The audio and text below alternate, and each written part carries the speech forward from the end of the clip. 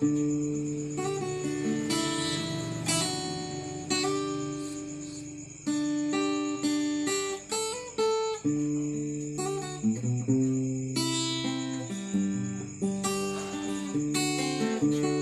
Diyos nagmalipayon, niadtong matinumanon, nga kanunay nagalagad, sa sugo mitagad.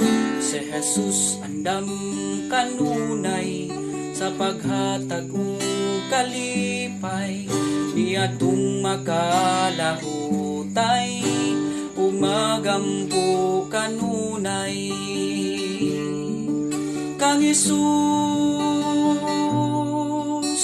kita dunay kalipay, kang Jesus kita makapahulay sa atong mga kabudlay. Ug kang Jesus kita mahamugaway. Kadtong nagmasulubon sa Dios usab gisudong, tungod sa mga kasalanan nga ila karong nahuptan. Si Jesus usab mitanyag, sa sala sila mubulag, aron sila makakaplag sa matuod nga kahayag. Kang Jesus kita dunay kalipay, kang Jesus kita makapahulay sa atong mga kabudlay.